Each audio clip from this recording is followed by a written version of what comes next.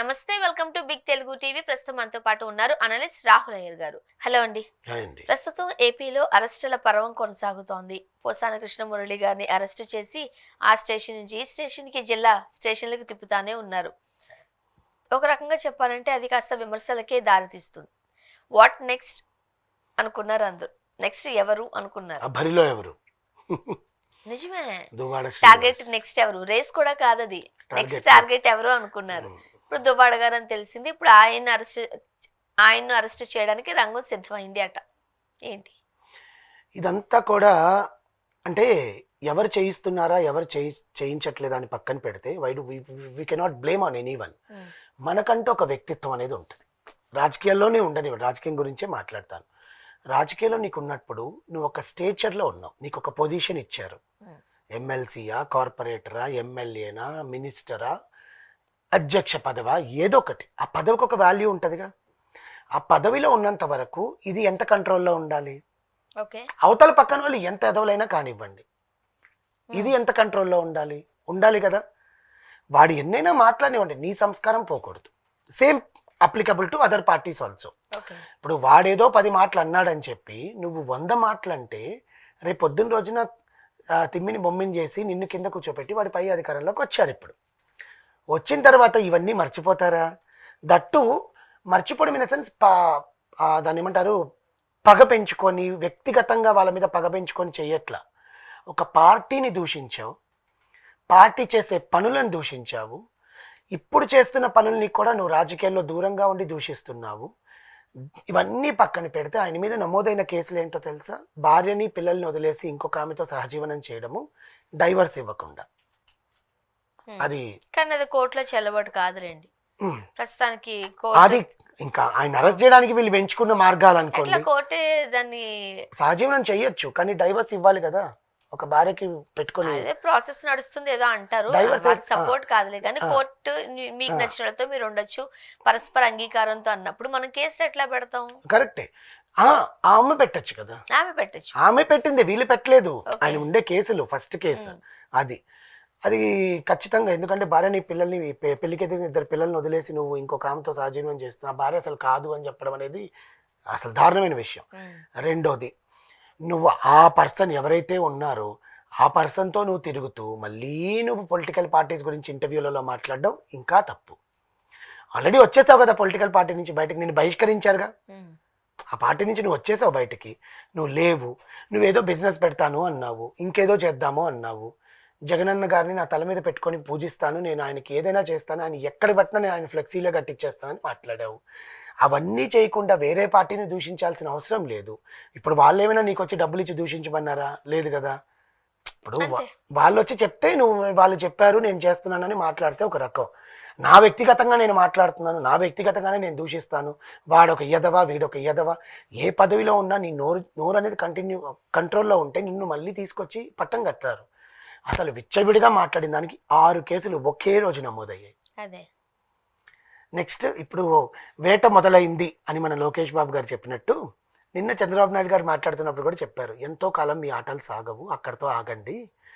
రాష్ట్రాన్ని ఎంత భ్రష్టు పట్టించారో దాని గురించే మాట్లాడుతున్నాను, మీ వ్యక్తిగత విషయాలు నేను మాట్లాడట్లేదు. వ్యక్తిగతంగా నీకు నాకు ఏమైనా కక్షలు ఉన్నాయంటే మళ్ళీ చూసుకుందాము. రాష్ట్రంలో అసలు ఏంటి, నిరుద్యోగులకు నిన్న గుడ్ న్యూస్ చెప్పారు మళ్ళీ రిలీజ్ చేసి. అండ్ ఏవైతే ఇళ్ళకు పంపకాలు ఆగిపోయినాయో వాటికి చెప్పారు. ఇవన్నిటికీ నువ్వెందుకు ఆమోదం తెలపలేదు? సరే నువ్వు చేసావు, 70% చేసి 30% ఆపేసావు.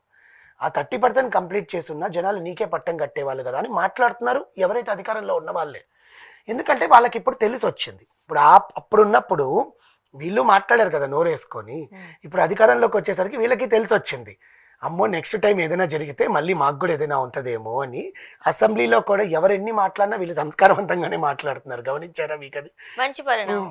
అది ఎవరికైనా రావాల్సి. అది సెల్ఫ్ రియలైజేషన్ అయితే వచ్చింది. ఇప్పుడు మాట్లాడలేదు అనుకుంటే పొద్దుట వాళ్ళు వస్తారు, అప్పుడు నెక్స్ట్ కేసులు ఎలాగే తిరుగుతాయి. ఆ సెల్ఫ్ రియలైజేషన్ అయితే వచ్చింది అందరికి. వీళ్ళ ఆలోచన విధానం ఎలా ఉంది అంటే నెక్స్ట్ ఎలక్షన్స్ కి మనం ఇప్పుడు ముందే ఏం చెయ్యాలి అంటే దోచుకోకూడదు అనే ఆలోచన లేదండి, అది ఉంది, అది అట్లే ఉంది.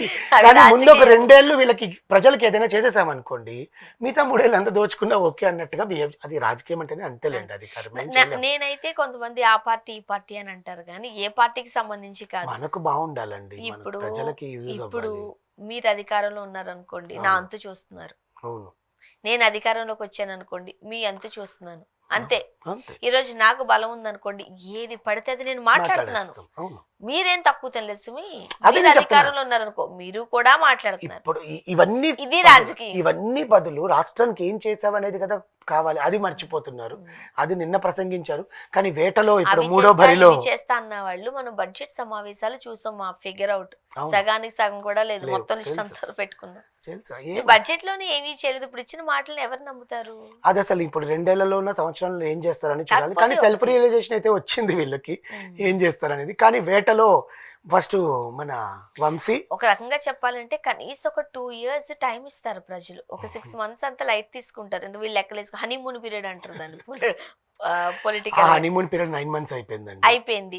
తర్వాత ఇంకొక 1.5 year వీళ్ళన్నీ చేయడానికి లెక్కలేసుకోవడానికి టైం ఇస్తారు ప్రజలు. ఈ మధ్యలో ఈ ఊచకోత మొదలెట్టారుగా అది అరెస్ట్ ఇప్పుడు చేయడానికి. ఎమ్మెల్సీలో మనం చూసామా, చూసారు. ఉత్తరాంధ్రలో ఓడిపోయారు కూటములు. ఇది మనం కాస్త గమనించాల్సిన విషయం. ఆఫ్ కోర్స్ వాళ్ళు కూడా అర్థమైంది కాబట్టి అచ్చెన్నాయుడు గారు వచ్చి మాట్లాడారులే గానీ ఇండిపెండెంట్ అభ్యర్థి గెలిచారు. ఎందుకంటే వీళ్ళు కొట్టుకొని అసలు ముందు అసలు ఏం జరుగుతుంది అనేది అదే మర్చిపోతున్నారు. చెప్తారు కదా, ఏదో రొట్టి ముక్క కథ. నెక్స్ట్ ఆ ఊచకోతలో మూడో ఆయన దువ్వాడ, ఆ. ఆయనని అరెస్ట్కి రంగం సిద్ధమైంది. ఆయన నేను స్పందించను, నేను మాట్లాడను, మీరేం చేసుకుంటారో చేసుకోండి, నాకు మాధురి కావాలి అంటున్నాడు. అప్పుడు కూడా ఆమెను కూడా పట్టుకొని లోపలేస్తారేమో లాస్ట్కి, తర్వాత చూద్దాం. కానీ ఏంటంటే నోరు అనేది అదుపులో ఉండాలండి, ఆ పదవికి వాల్యూ ఇవ్వాలి. ఆ పదవికి వాల్యూ ఇవ్వలేనప్పుడు అధికారంలో అయినా ఉన్నా ఒకటే, ప్రతిపక్షంలో ఉన్నా ఒకటే, ఇలాగే ఇండిపెండెంట్ అభ్యర్థులు ముందుకు వచ్చి గెలుస్తారనమాట. సో చూడాలి ఆయనకి ఏం జరగబోతోంది అనేది. కానీ వీళ్ళు ఏమంటున్నారంటే జనసేన పేరే తీసుకొస్తున్నారు ఆయన అరెస్ట్ విషయంలో. పవన్ కళ్యాణ్ గారిని దూషించడము, జనసేన పార్టీ పవన్ కళ్యాణ్ గారు 50 కోట్లు రుసుము తీసుకొని నా నోరు ముయించాలని ట్రై చేశాడు, ఇవన్నీ మాట్లాడాడు ఆయన. అన్నీ మాట్లాడాల్సిన అవసరం లేదు. నువ్వు పవన్ కళ్యాణ్ దూషించాలనుకుంటే దూషించుకో, నీ దగ్గర ప్రూఫ్ లేని మాటలు ఎందుకు మాట్లాడతారు? అవును. ఇప్పుడు ఆయన పర్సనల్ విషయానికి వచ్చేసరికి కోర్టు ఆదేశాల మేరకు ఏమీ వాళ్ళ మాట్లాడరు. వైఫ్ ఏమైనా పెడితే పెట్టచ్చేమో కానీ వీళ్ళేం పెట్టే ఛాన్సెస్ వాళ్ళ లేవు. వైఫే పెట్టింది. పెట్టారో పెట్టించారో పెట్టారు. తర్వాత విషయం అదే అది చెప్తున్నా. జరిగి ఉంటది. అదే తప్పే, అది మనమేమి మాట్లాడలేం కూడా. అసలు వీళ్ళు ఇంకా బహిరంగంగా ఎక్కడ పడితే అక్కడ డాన్స్ వేయడాలు, ఎక్కడ పడితే హైదరాబాద్ లో ఏదో స్టోర్ ఓపెన్ చేయడానికి వచ్చాడు దువ్వాడ శ్రీనివాస్. అదే అంటున్నా, అసలు వీళ్ళిద్దరికీ ఆమె ఓకే ఏంటో. ఉన్నప్పుడు ఉమ్. ఓకే ఆమె అంటున్నారు తప్పుకుంటే కదా. బెటర్ ఏమోనండి. ఎవరు? ఆ వాణి గారు వాళ్ళ వైఫా? ఆ, ఇద్దరు పిల్లలు ఏముంది ఇంకా, అంటే ఆస్తి ఏమైనా కావాలంటే భరణం అయితే ఇస్తారుగా, కోర్టు నుంచి లేదు, తీసుకోవచ్చు. యాక్చువల్ గా ఈయన దగ్గర ఏం లేదట. ఇప్పుడు ఆమెనా ఈ వీడియో మొత్తం? చూసిన తర్వాత నాకేం తెలియదు అన్నాను అనుకోండి, వాళ్ళు కూడా వచ్చి నన్ను తన్నుతారు. లేదు కాదు, తెలిసే పర్సనల్ గా ఉంటుంది. మనం మాట్లాడినప్పుడు వాళ్ళు కూడా చెప్పే మాట ఏంటి అని అంటే, నాకు అసలు ఆస్తి ఏమీ లేదంట, ఆయనకి వాళ్ళ వైఫే ఇచ్చారంట.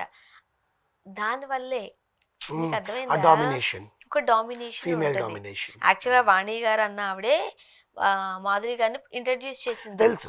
కానీ నీ అది దగ్గర నాకు డబ్బులు తెలుసు ఆ లేకపోయినా story. ఇంటి లోపలికి వచ్చాక ఒక రెస్పెక్ట్ కోరుకుంటారు, ఒక ప్రేమ కోరుకుంటారు. అవును. పిల్లలు ఇప్పుడు మా డాడీ మా నాన్న అంటున్నారంట, కానీ అప్పట్లో తల్లి ఎట్లా బిహేవ్ చేస్తే పిల్లలు అంటే కూడా అదే ఇప్పుడు బిహేవ్ వేరే చేస్తారు ఆవిడతో కదా. దొరికి, అదే నేను చెప్తున్నాను, ఆమె వదిలేయడం బెటర్ వీళ్ళిద్దరు. అది లేదు అని మనం విన్నమాట, మనం చూడలేదు అక్కడ. ఒక భర్త ఏదైతే తను ఎక్స్పెక్ట్ చేస్తారో ఇంటికి వచ్చిన తర్వాత ఆ రెస్పెక్ట్ లేకపోవడం, ఆ వాల్యూ లేకపోవడం. ఇప్పుడు పరస్పర డబ్బులు వాదాలు లేవు వింటాం కదండి. కాబట్టి. ఇప్పుడు ఈయన అదే చెప్తాడు, ఆమె నన్ను సరిగ్గా చూసుకోదు, ఆమె వచ్చినప్పటి నుంచి నన్ను పట్టించుకోవట్లేదు అనడం. ఒక ప్రేమ, ఒక ఆప్యాయత లేని మనిషి ఇంకెందుకుంటాడు? మాధురి గారు చూసారా, నా రాజా కోసం డాన్స్ చేస్తున్నా అంటారు, నా రాజా అసలు కోసం అమ్మో. పాట పాడుతున్నా అంటారు, అమ్మో. నా రాజా కోసం కుక్ చేస్తున్నా అంటారు. అంటే మేబీ ఆయన ఏదన్నా కోల్పోయి ఉండుంటే అది అది ఈమె మీ నుంచి దగ్గర దొరుకుతుంది. తీసుకుని ఉండొచ్చు. అదే కదా మన పవిత్ర జయరాం విషయంలో కూడా జరిగింది. అది చనిపోయింది. ఆమె ఇప్పుడు ఒక్కొక్కరికి ఒక్కొక్క ఇబ్బందికరమైన పరిస్థితి ఉండొచ్చు. ఆమె అట్లా చేయడం వల్ల ఆయన ఇంప్రెస్ అయ్యారేమో. అయ్యి ఇప్పుడు ఉండొచ్చు. ఇద్దరి గురించి మనమైతే మాట్లాడుకోలేం, బట్ నేనేమంటానంటే వెంటనే రాళ్ళు వేసేయడం కూడా కరెక్ట్ కాదేమో ఇప్పుడు అనిపిస్తుంది. ఇవన్నీ పక్కన పెడితే ఆయన అరెస్ట్ అయిన తర్వాత ఇంకెవరు బరిలో ఉన్నారని వీళ్ళు భయపడుతుంటారు మిగతా పార్టీ వాళ్ళు. Obviously. సో చూద్దాం వీళ్ళు ఏం చూద్దాం. చేస్తారు. Thank you so much.